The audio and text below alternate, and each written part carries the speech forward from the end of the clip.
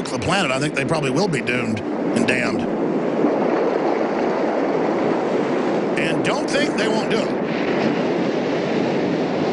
I mean, no one's really worried about a nuclear war now. Back when we were really worried about one, people wouldn't get up on TV and say, we ought to kill a whole bunch of Russians right on their doorstep. That'll teach them. Kill some Russians. We'll just sweep them aside, and they'll just lay down and take it. I'm General Scales.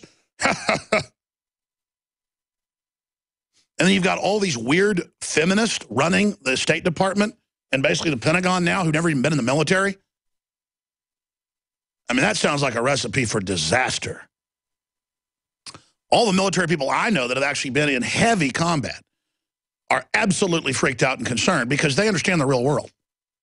But all these people that have never actually been in combat or actually seen people die en masse just think it's all fun, is they just sit back and play God. I want to go to Michael, active duty in South Dakota, John in Maryland, on the military training, and a lot of other folks. But we're seeing the sad story of domestic psyops where they attack us in Vice, and they attack us in the Army Times, and they attack us in every other major government publication, you know, Stars and Stripes, Army.mil, you just everywhere saying conspiracy theorists want to get troops killed, and they're claiming that the Army's coming to attack Texas and Utah and take over the government, and we're not going to have martial law this summer. It's just a drill for readiness overseas. But then Northcom's openly training to take over America and gun confiscate, and you say the #1 enemy is veterans and gun owners and conservatives, and the IRS is persecuting people, and they're arresting old ladies that run Mexican food restaurants for 40 years for depositing cash in the bank. And there's government seizing power everywhere. I mean, look at the climate. No, we're not saying there'll be martial law this summer. We're saying they're doing these multi-state drills, which we've got local newscasts where they had some in the 4-state area 5 years ago, where they actually ran checkpoints on the highways pointing guns at people. I mean, I've got countless videos I shot and others shot in my 4 police state films of where they'll have Marines in Alabama just suddenly start searching people's vehicles on the highway and confiscating guns. It's all to condition them. I mean, folks, the New York Times reports on them training Boy Scouts to take on disgruntled veterans that won't turn in their guns. Type in the headline, Scouts trained to fight terrorists and more. First paragraph, they're training to take on veterans. And they frame the veterans as attacking school buses and schools, so the Army has to go take them out. Again, think of the narrative. Yes, and this was taught across the country. They teach Girl Scouts to spy on their parents. You don't believe me? USA Today reported on it like it was good. They had the brownies asking mommy what she thought of the government and if mommy used drugs. I mean, give me a break. That is beyond East Germany, people. The NSA spying illegally. Scouts trained to fight terrorists and more. 10 minutes into the arrest mayhem, or the errant mayhem in the town near the Mexican border. And the gunman, a disgruntled Iraq war vet, has already taken out 2 people. One slumped on a desk, the other covered in blood on the floor. The responding officers, 8 teenage boys and girls, the youngest 14, face tripwire. And it just goes in. And then you look at the photos in the photo gallery as they battle the veterans. And it's always the same, battle the veterans, battle the veterans, battle the veterans. And then we get up here on air and talk about this, and they're like, oh, none of this is going on, none of this is happening, none of this is... The Delta Force, in fact, guys, see if we can get Thomas Sanchez. I don't even know if he's still alive. This is like 16 years ago. He was 60-something years old then, Vietnam veteran. See if we can get Thomas Sanchez, the former emergency manager of Kingsville. He may still be the emergency manager for all I know. See if we can get Ali Philippus, former San Antonio police chief, on. I mean, we can get the former director of the technical division of the NSA on. Can we get the police chief on? Can we... We ought to bring back those people that had the Delta Force in their offices with $200,000 cash trying to compromise them. And the rest of their governments took the money.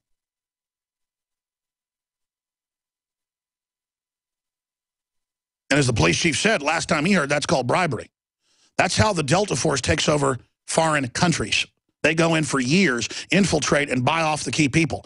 They used that operation before 2003 in the invasion of Iraq. They gave tens of billions of dollars to the entire Iraqi general staff to stand down. That's how the Nazis took over France, was a 5-year secret payoff program of their entire general staff. You understand they ran a Nazi takeover play, a stand-down play with cities and counties. Most major governments have been paid off by the shadow government. Remember the $80 billion, first it was 40, then 60, then $80 billion that was flown in on pallets of $100 bills? That wasn't to buy off the local militias. Only part of it was in Iraq, the Shiite and Sunnis. It was to compromise people. And then later they call in colonels and captains and majors, and they say, did you take $400,000, $300,000? Well, they told me to take it. Well, you're under investigation. And then you get called another office, and they say, if you don't want to get indicted or get, a serious problem, we're going to skip this network break. I'm going to go to the calls. You're going to need to go into see some secret operations domestically for us. How's that sound? You've already shown your proclivity to do whatever you're told. And then if you try to go warn the public, you commit suicide. They kill you. They kill you. People say, well, why aren't you dead? There's metaphysical rules. I've never been in the military. I've never taken money from them. I never made a deal with them. And believe me, they've come around plenty of times. But I've also never blown sources, and I've never made it personal with the people that are doing this. They're destroying our country. They're letting tyranny take over. I intend, and it's my right in the universe, to speak truth and to stand against what they're doing. And that's the reason I'm still alive, is your prayers. They know it'll underline everything I've said. If they kill me, it'll make me a martyr. So they're trying to assassinate my credibility and my name. But I've already done the mission. The story's already out there. People are already watching, not just me. So I could be dead today, which, of course, I want to live 100 more years. But I could die today, and I've already done a good job. I can already push daisies and be honorable in the pantheon of my family lines. I can measure up. But I intend to do a lot more by the grace of God. But this is real. This is the big choice. Okay, Michael in South Dakota, then John, Derek, Bob, and others. Go ahead, you're active duty, Michael. Thanks for calling in. What is your take on all this? Well, when it broke, I have a buddy that's in the reserves with me. Used to be, what do we call black ops? He's only been able to tell me a little bit here and there. I kind of broke this to him, and I'm thinking of a little bit different angle. You get SOCOM and all these other special forces all in one area. You have missing nukes. What's one best way to take out all of the United States Special Forces? Well, that's right. I mean, they don't, from what I've read, and they don't have a lot of missions where you have giant groups of special ops working together. I mean, who knows? All I know is they say they want to win hearts and minds with these drills, and they claim they're doing it in Texas because it's military friendly. Yeah, it's military friendly. That's why we're trying to keep the military from being in these unconstitutional missions. We know that they do these homeland security operations to condition the public. And so that's why we're putting heat on this, so that it will be a clean operation. What else did your friend have to say to you? He said, we both thought it was a pretty scary scenario. So it is unusual? I mean, from your perspective, are you saying this is unusual? Yeah, I think it's a very, very scary situation. I don't. We both were sitting here, kind of freaking out because we got National Guard and sometimes reserve, doing these like door to door kind of readiness type drills. We roll through town, swing by, say hey to the people, do little kind of show operations. Even back in 2012, we did a joint operation in Chicago with multinational forces and everything, too. Yeah, let's not forget St. Louis, where they had tanks rolling around. And I mean, actual tanks, not just armored vehicles. It's a huge conditioning operation when you look at it all together. Thank you so much for calling. We're going to go to John, who just got out of the Army. We're going to go to Derek, Sergeant First Class Army, just retired last year. Bob served until last year on training. We'll get to all of you ahead of our guest. But here's the issue. You have Obama dissolving the borders. You have this buildup against Russia. You have all this power grabbing. Everything's moving in high gear. They could pull off a false flag, announce gun confiscation, and they know the legislature of Texas and the governor, and they know the legislature of Utah is not going to follow those orders. And that's why they're listed as hostile, as a psyop on the military to begin to test the waters and see what we'll do. This is a bigger psyop on the military than anybody else. I predicted they'd psyop and claim we're attacking the military. That's not what we're doing. Every day trying to end the death panels for the military, the do not treat list. Everybody knows the truth. This is preparations for martial law. I don't know when the hammer gets dropped, but it's going on. Let's talk to Derek in North Carolina, just retired. What's your view on all this, Derek? Alex, you are on point, my friend. You are explosive. Let me tell you something, my friend. In North Carolina, at Fort Bragg, prior to Hosni Mubarak being pushed out by Hillary and her sinister pals, the Egyptian military was secretly training with the integrated community of clandestine services of the Central Intelligence Agency and the Special Operations in JSOC here at Fort Bragg. And this was right around the time frame that you were predicting this was going to come true. Now, I've been training on this installation for 24 years. I recently retired. And I've been on many missions along with the different units that were called other coalition forces in Iraq because we were classified. We were not allowed to be identified as American soldiers. And this is in Iraq. However, now we have Russian soldiers on Fort Bragg. Russian soldiers. Again, this is a repeat of what you saw during the Egyptian campaign.